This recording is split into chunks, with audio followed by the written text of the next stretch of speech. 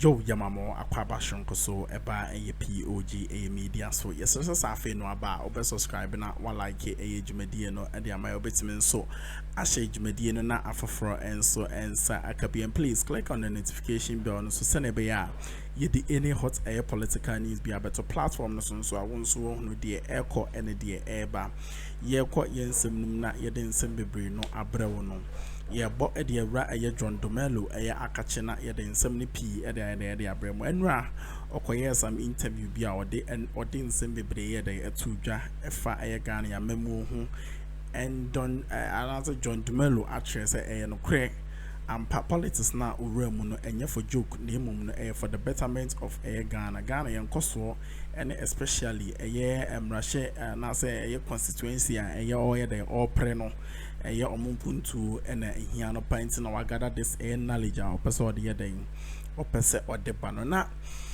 o attack nioma bebre. First of all no yebusana about John Dumelo and as yebusana about yebusana about John Dramani Mahama 24 hours economy na wade bano how ebisimide changes abre Ghana and this man strike heavily with full wisdom and or the church mu ema John Dramani Mahama minim se ot bebia na nani bede nani beje na why dey wa bo abrantie yi anas wa bo John Dumelo na baso na any o my MPP funds on pa because or chere say ampa on owunim die and we know say he is into agriculture and a whole lot of stuff and or the nsem bebre there to and the visions here there to just so yanko tie mudas.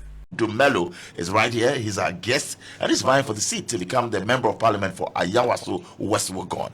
And Mansa sent in this one. Mansa says that is he sure that he can solve every need of the people or be there for them, those who will vote for you? No. You can't. No, everybody. And that's you being yeah, that's me. Like I can't. And when I meet the people, when I meet the youth, and they say they want jobs, I tell you that look, I can't give everybody jobs, but I can give some of you jobs. So significant. So that as time goes on, you know, I would sort out the rest of them. And so I tell you the truth, I can't solve everybody's needs, but at least when you see that there's progress being made, you know that at least interesting. Yeah. We'll get into your personal life and lots of messages are coming in. People are in love with John Dumelo as well. So we'll get to the messages. But you're an actor and you're a farmer. Yeah. How will the 24-hour economic policy impact on these two sectors practically? I mean, for you as an actor and as a farmer. Before we delve into the whole society, I am in agribusiness. You know, I farm. I add value to whatever it is I produce. And so we have production units. We have places where people pack the stuff. You have places where people process the ginger into powder, into paste, and so on and so forth. And we work from 8 to 5, sometimes 8 to 6, because that's the end of the day. But we need to continue production. And what the NDC is simply saying with the 24-hour economy is, look, let's run a shift system. Businesses mustn't end because the day is over. That's it. And so for me as a businessman, what I need to do is in the evenings I know that another shift is going to come. And you're fully ready for this? Yeah, I'm fully ready for this because what am I getting? Tax incentives, reduced tariffs in terms of electricity, security, and so on and so forth. Who wouldn't enjoy this? But like you and I, we travel around the world. We go to cities that never sleep. Sometimes when you go US and things, your party is Charlie, I go job and it's 10 in the night and the person is going to work. Why can't we do the same thing in Ghana so that we keep the economy running 24 hours? So you're going to get your farmers work 24/7. They run shifts. Yes. Shift. That's it. 24 hours. Because look, when you harvest the ginger, you peel it, you wash it, you peel it, you wait for some time, you blend it, you package it. When it's 5, that's it. No, but if we are running shift, you don't have to wait till the next day. People will come from 6 to 10 or 6 to 11. Then another group will come, maybe the packaging group will come from 11 or 12 to 4 a.m. and then the next shift comes. And so we need to keep on running because when you have huge orders, you can't say, we can't meet it in 2 weeks because our people work from 8 to 5. You can say you can meet it, you can meet up with it in 4 or 5 days because you're running a 24-hour economy. And that is simply what the NDC is saying. So you wholly believe in that policy and you know that it's doable and feasible. It's doable. Look, my father used to work in Eliquid is a gas company. They produce oxygen, nitrogen, carbon dioxide, and so on and so forth. And those days in the 80s when I used to go to the factory, they close at 5. They close at 6. Why? Because they've shut down the plant. Now, if you take a typical factory like that and it was running 24 hours, you should know that oxygen is going to be in constant supply. All the essential gases are going to be in constant supply. The drivers are moving. Everything is working. And so you don't have to wait till, please wait 8 in the morning when we open shop before you can come and buy your stuff. And so it is doable, it is possible, and it is something that is going to create millions of jobs across the country. And you are wholly for it. So yes. We mentioned that's for your farming, or agri, side. Yes. What about acting? Yeah. Look, well, I've been acting for so many years. When is 8 or 9 in the evening, everybody says, "Oh, Charlie, you're bread." Everybody says, "Oh, you know what? We are tired." But guess what? After we finish, we are human beings. We cannot work 24.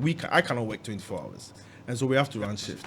But after we finish shooting our scenes and so on and so forth, the technical people take over. The editors, they can run 24 hours. They can now take over the shift and say that, you know what, we are going to work from 8, whatever it is we filmed, we are going to use it, we are going to edit it from 8 to 12 or 8 to 2 or 8 to the next morning. And then another batch will take over. So you believe that the policy direction is needed and clearly will actually set this in motion. Exactly. Who wouldn't want reduced tariffs? Who wouldn't want tax incentives because they are working 24 hours? Everybody would want that. Businessmen, everybody would want that. I met a business guy who says, you know what, John, we package, and the package we use a lot of electricity because we use heat to seal the things. And so for me, what he said was, John, for me, I'm going to use evening time to be able to package my stuff because that is when the electricity tariffs have been reduced. And that's simply what we are saying. This is not a 1D, 1F thing that is a hoax or is something that one district, whatever those guys say. I mean, this is something that is going to work. And it doesn't involve so much. It just involves the private sector coming on board to say, hey, I love your 24-hour economy policy and I'm hooked onto it, and let's make Ghana work again. You have a lot of universities. You mentioned about 6 or 7 within your constituency. How do you seek to raise digital awareness as an MP? Look, AI is the way to go now, pretty much. And these days, you can't do anything without data. You can't do anything without computers. You can't do anything without... nothing is manual. Everything is digital. And so you have students who are now, asking for laptops, asking for data, and so on and so forth, to be able to enhance the work that they do. Everything is on it.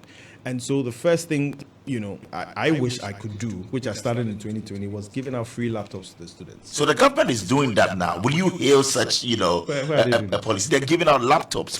450,000 laptops have been, deployed to be given or distributed to schools, to tertiary institutions, to those in SHS. Will you salute such a move? No. Why? You did that. Personally, I did it. Okay. Yes. So as an MP, you continue that if you are to win. It's progressive. Government is doing it. Will you commend them for it? No. Why? Because it's progressive. You can't share laptops to secondary school students when they don't have anywhere to sleep, when they don't have food to eat. When you were giving it to them, they still had those issues. are university students. Right. And this is personally from my pocket. I'm not government. Correct. I was doing it as an individual. But they still don't have a place to sleep, like you're saying. So if government is also giving it to university students. No, Legon. What Legon is doing is one student, one laptop policy, personally, by the university. By the university. Not, what do you call it? Yeah, but Legon also recognizes that there are these issues, but they're still giving one laptop per student. Yes, but I get your point. Yes. But they are also trying to solve the accommodation issue. Because that's what I'm saying. You have to do everything progressive. Like recently... So you will not salute government for... No.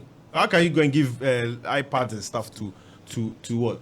Basic school students when they are learning when they are learning on the phone, when they don't have anywhere to sleep, when they don't have food to eat, when you watch the documentary on the other stations. I mean, so then how do you bridge the digital gap? Because everybody's looking at industry 4.0, even now it's 5.0. So how then do you bridge the gap? Government feels that let's project or get into the future now by going digital. When you don't have light, when there's doomsday, when you've not fixed it, when the student, look, you can give somebody a laptop, but if the person is hungry, forget the laptop. That's why the NDC said the free SHS has to be progressive. Progressive. Build the facilities. Let the students feel safe. Let them have somewhere to lay their head. Let them have good food to eat. Then you can progressively attach this, laptop. But if you don't do that, you don't expect somebody in, a region somewhere who there's no light, there's no food to eat, nothing, nowhere to sleep, bed bugs, and so on and so forth. And the parents are complaining. The students go. Yeah, from the house they go, nice, fat, cool, and then they come back lean, and they are giving them laptops to do what? What are the textbooks that they were supposed to be given to the SHS students? Are there any textbooks? No, but you say are giving laptops. What is it? So you believe that government should take a second look at it? Completely. Is the 2024 election done and dusted for the NDC? From what you hear from people, like you said, you go around, people are telling, oh, John, yes, you're coming in. Is that the same for the party? When I go somewhere, people say, oh, John, oh, you, I say, hey, cool down. Oh, so it's not done and dusted? No. There's work to be done? No, because until the last ballot paper is counted, it is not done and dusted. It is not. It's not done and dusted. A lot of work? A lot of work. You can't...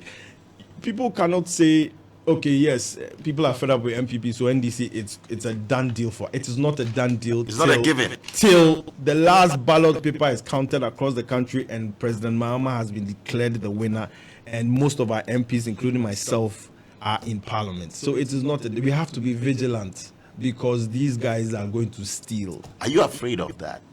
Or do you sleep and think that the MPP will rig the elections? Does it cross your mind? We are ready for them. No, when you say it's two different things, I'm saying that does it cross your mind that Yes. it's going to be free? It does. Yeah. You're afraid, or you Elections think that are- you harbor the thought that the MPP can rig the elections? Elections are free, but can never be fair when it comes to the MPP. And so we are ready for whatever. Elections, that is a very serious thing. Yeah. But of course, they've been in power for these 2 terms. They've Yeah. been in power during President Akuffo. Yeah. Are you saying that during those times it wasn't free and fair? No. Interesting. Go John to the Dumelo. Ashanti region. Go to the Ashanti region and listen to what they say. I mean, come on. You have people just printing the ballot papers and put it. Elections are free. But President Mahama conceded. So it means that, yes, it carried on. because He was- he's a peaceful man. President Mahama is a peaceful man. Are you saying the MPP didn't win the 2016 elections? Fair and square? No, they rigged it. How can you get 1 million votes, invisible votes? Look, we've had a thorough analysis of the 2020 elections, and we realized that there was a rigging machine. No, you were beaten in 2016. 2020, you were beaten. And Yes. if you knew that 2016 they rigged it, why then weren't you, out there to also protect the ballot box? We did. And still you were beaten. We did. But in 2024, it's going to be different. Really? Yes. How different, John Because Dumelo? the voice of the people is the voice of God. It's all Wow, there's an interesting interview which is going on. John Dumelo, though he's an actor and very good at the entertainment industry, but John Dumelo is at the politics. Akroma just say he's showing a massive intelligence in the political field that and one venture himself into no amane. Just say no be brave so. Interview very interesting, like it is very very interesting, and I don't know, but I can say maybe or my Ghana and so like yenima banyam, because an actor and being a politician is not an easy, but I think say NDC have the men, and John Dumelo is one of the people aspiring people as time goes on. Ghana economy it's been the voice of God. Exactly. So we are ready and Vox Populi, Vox. Yeah, so if you're ready. Is that a crack card? Why are you saying that 2020 you were vigilant in 2020? We were vigilant in 2020. Then what happened? But If you're saying that it was rigged, You see, 2016, I don't think we're that. 2020, what happened in 2020? We're extra vigilant. That's fine. are you sore losers? No, Are you sure? we're not.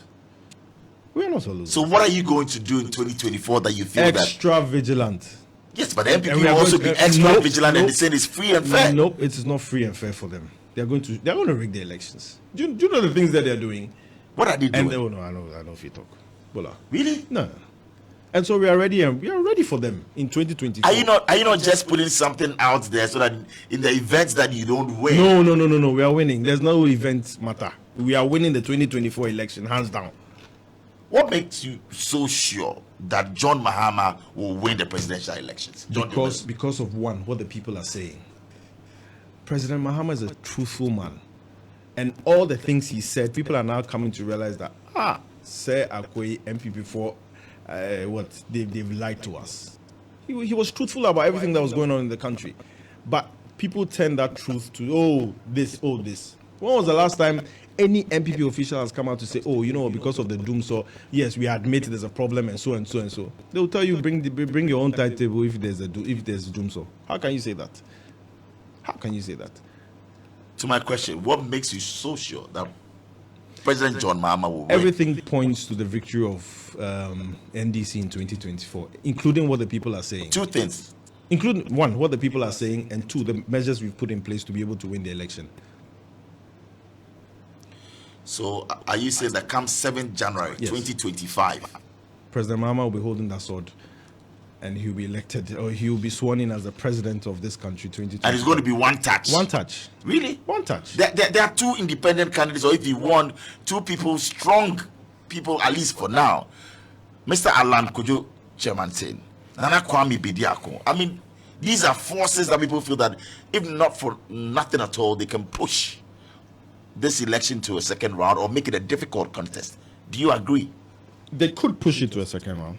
They could. So it will not be one touch. They could. Like you okay? But that's something they could. They could push it to a second round. But they are against the MPP. Oh, these two people. I mean, clearly. I mean, we are all fighting against the ruling government. We are not fighting among ourselves. We are so fighting. If you should go into a second round, you'll join the NDC. I hope. Well, of course, I hope they'll join the NDC. Yeah. But I don't think it will go to a second round. You don't? I don't think so. I think it will be one. You are very sure that it's going to be a one touch. And I'm very confident about that. Yes, extremely confident. All right. We have a message coming with it. Some 22 minutes, well, actually 18 minutes to 8. My name is Bolare, and our guest is John Dumelo, right here on Star Chat. With 18 minutes to 8. I have this one coming in from Messi. Messi joining us from Legon, and actually from Westlands. Okay, so West Legon. And he says that why didn't John go for a seat in the Volta region? How come he stuck to his original choice of Ayawaso West Wugon? Why didn't I go to Volta region? Volta region. There were speculations that you were going to the Volta. Did you ever consider that? Consider that. You considered it? I'm a farmer. Yes. So my farming takes me all over the country. Did you consider going to? Please do that.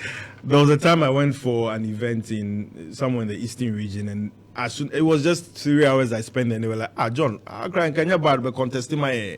And so, there are places where I go and people will say, okay, yeah, John, come and contest. But that is not the case. I think my love and my heart has always been in Ayawaso West Wugon. And I contested in 2020, and no candidate has ever come back to contest again in Ayawaso West on the ticket of NDC. And this is the first time somebody's coming back to contest. And I think I know that we're going to win the election in 2024. So I never considered going anywhere. Yeah. You never considered going to the Volta region to contest? No. Never crossed your mind? I mean, of course, people will tell you, oh, John, why don't you contest here? People will tell you that. Right. But I don't think so, no. How's it? You and your good friend Fred Nyama. Did he give you some butterflies in the tummy? Did there a point? You said that, yes, you didn't trust him at a point. You thought that he had actually, backstabbed you and all that. Bola. Yes. Matter, how's it now? The matter pass. He died. He make you just die. Were you bitter at the point? Were you shocked that? Bola. Yes. Make that thing die. Because me and you are we know Fred, so you made that thing die. Right now, me be the parliamentary candidate. Yeah. You have his support, right? Oh yeah. I mean, I bumped into him about 2 weeks ago, and we were talking. I mean, we spoke briefly, and I was at an event last week at I saw the picture at the Kempinski as well, and your good friend, an actor, Prince David Osei, who we all know is with the MPP, says that this time around he's going to campaign for you and he's going to support you. Yeah. Do you find that strange? Is this something that he's reached out to say? Yeah, he has. I mean, I met him a week ago, and he was like, I was like, hey, Prince David, and he was like, John, I'm serious. I'm coming to campaign for you. He campaigned for the incumbent. Yeah. Honorable Leader Al-Hassan. Yes. But now he wants to campaign for me. Do you trust him that he's actually, or maybe he's just I think I trust him. I think I trust him. And you welcome Prince Dave to campaign I'll for you. welcome everybody who didn't support me in 2020 to support me in 2024 to be able to be member of parliament. Were you hurt in 2020? And be candid with us. When you saw your colleagues going to the other side and campaigning for them, when you knew that, look, these are my friends, these are people I've been with in the industry. Everybody has a choice. Everybody has a choice to make. Were you hurt? Of course. I mean, of course, when I saw the picture, I was like, my point was, at least you talk me, say you, they come. Come and say, and don't come. Charlie John, they say make you come, so we they come. But if you see pictures, make you no ball. Yeah, I mean, but so when I saw it, I was like, Charlie, you go back. But I mean, look, it's campaign. It's part of life. It is lessons. It's lessons. But now, most of them are coming to campaign. Oh, most of them are coming. Yeah. So it's not just Prince No, Day. it's not just Prince Day. Either they are not coming at all, or they are coming for me. You know, so that's why I didn't really react, because God has a special way of, arranging things. Wow. Yeah. Your party, and you're very close to President Mahama as well. What would the NDC government do differently for the creative industry this time? Look, I think that, and I know that the creative industry is a very strong force when it comes to development. Now, the reason why you and I will go to, or the reason why people will go to Dubai and so on and so forth, is because of how, tourists and creative arts and so on and so forth. And I know for a fact that President Mahama has the creative art industry at heart. I mean, why is it that when it comes to election time, they like to involve a lot of creative arts people? Because they know we are a power force, or we are a power block. And once we say we are going left, everybody's going left. And so I know for a fact that when our manifesto comes, what the plans that we have for the creative art industry will be spelled out, back to back. Back to back. Yeah. Well, we have a message coming in from Nanase. Nanase says that we're listening to the show on campus, on Gimpa campus, and hello to John. Yeah. But I want to find out from him, as an alumnus of Gimpa, 2 degrees from Gimpa, is that right? That's what Nanase is saying. What has he done for the school? And that's his constituency too. So that's from Nanase. Question to John Dumelo, an alumnus of Gimpa. You're running for office in that constituency. And that demographic, of course, I mean, students and all of that. What have you done for Gimpa? I finished my master's in Gimpa, I think 2001, and constantly I've been there engaging the lecturers, engaging the students, and they keep on telling me what or some of the things that they need for Gimpa. What have you done for them? You actually ran for office in 2020. Yes. So between now, you're saying you're doing a lot for University of Ghana. I mean, in 2020, some of the laptops I gave some to Gimpa students. I gave, especially the less privileged. I gave some to Gimpa students, and currently we are working hand in hand with the SRC to be able to improve, the student's life on campus. Gimpa is different. Gimpa is not a typical tertiary institutions where you have hostels where people live on campus. Everybody comes in and goes out. The second thing I've done is recently I offered 200 internship slots for students across the constituency. Oh, you did that? 200? We had over 4,000 applications. Even we're thinking of even bringing some to Star FM here, but the connection you blast, but we go reconnect them. So offering the internship opportunities to students, and these are the few things I can do or I did to help some of the students across the constituency, not just Gimpa, Legon, UPS, and so on and so forth. And these guys are working in banks, oil and gas companies, restaurants here and then. And these are my little contribution. This is interesting. Yeah. I can see that you have a blueprint for the youth, because for me, I'm concerned because I know 58% of Ghanaians are below 25 years. Definitely. So we need to impact their lives. But what do you think of a significant agenda that you want to focus on as an MP, that you're delivering a promising future, especially in the next maybe 10, 15 years if you get into office? You mean my agenda for? Yes, for the youth in particular. I think it's about job creation. 1, entrepreneurship. 2, especially entrepreneurship, because not everybody wants to work, but people also want to be the boss. People want to own businesses. And I feel the youth these days are more, and they are more enterprising, if that's the word, or they are more entrepreneurial. Right. Than probably our old folks, And so I think job creation, creating an avenue for them to set up their own jobs, and also looking for jobs for them to be able to, fend for themselves. Right. One other thing which is very dear to my heart is this: rent advance issue. And I've always been talking about it on Twitter, and the youth are complaining that, you know what, look, 1 year, 2 years, 3 years rent advance is too much. And that's one of the few things, or that's you want to address. I want to address when I become member of parliament. That look, it has to be a law. It has to be 6 months. Oh, you are advocating for 6 months. Yes, I advocate rent advance At most 6 months. Because you see, I spoke to a landlord, and the landlord, and he has so many houses around. I said, boss, so why they collect monthly? He says, John, I can collect monthly, but bosom ne suna se me kojia, and I mean my and me school fee, and it becomes so they like to collect 1 year. Okay, but if Ghanaians are genuine, 6 months can work. No, but now with Ghana card and all of that, it should be easy. But the Ghana card you go take pay. No, but I mean your location and all of that, everything is synced, yeah. So they know where you are. You have a known address and all of that. That should help. Yeah, but people they change address all the time. The Ghana card, the address they put for top, most of them be fake address. It no be me. More. Oh, really? It no be me. You're telling me? I didn't know that. No be me talk. No, but at least it's linked to your bank, your account, your address where you live. But Ghana, if you want loss, you go feel loss. They like UK where if you lost. So it has to also behavioral practice. It means that we need to educate people. Let's have our faith, And the truth is, I know some landlords who take 3 months, even monthly, even 6 months, and I salute them for that. I think 6 months. Look, somebody cannot earn a salary. A youth cannot earn a salary of 800, 900,000 cedis and pay, and then you want the person to pay 2 years rent advance for chamber and hall, and then maybe chamber was like 800 Ghana. Right. Where is the person going to take 7,200? So really, it's an issue. 8,400 from times 2. That's 16,800. Yeah. 2 years. Where the person to go collect that money from? So I think it's a big issue. It should be 6 months, and it should be a law. 6 months with probably 2 or 3 months deposit, so that in case of any you go.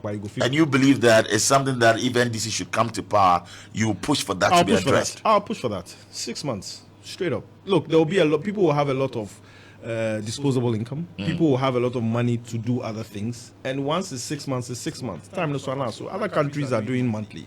But yeah, monthly in some way because of our attitude. Let's push for 6 months, and that's what I'll push when I get to Parliament. Interesting. Yo. Medawase so when you butre na wati edwumadie no ebedru eyesam pempen so we nyame onshaw na ontre wa hyem e wo sa kwan no ho na nyame emma wonya kesese da bia no hwe POG Media na umaye trend as number 1 na umaye number 1 political news channel yaba on YouTube and everywhere. Also unya bihwe na uhunu de ekoso Ghana and even beyond and some ni and some pompons woni. And there's what John Dumelo has said. And some won't could tell baby and say, Hayana, obey the Ubinya, no, it's na, also the be I there too for no 100 Ghana, and Pempens so the echo. That's the very reason why I say, always subscribe to POG Media and Laṣheṣ Media Nama for and so answer in Kabi. Nimdie in the back of team, Internet also bedroom media so also for a ginger day, a brana, a fabato, the comment section, near Major Media and cost of FFA. Dear Druni, dear Macram, not yet in some Dodona Abramo Echi. Macramo, bye.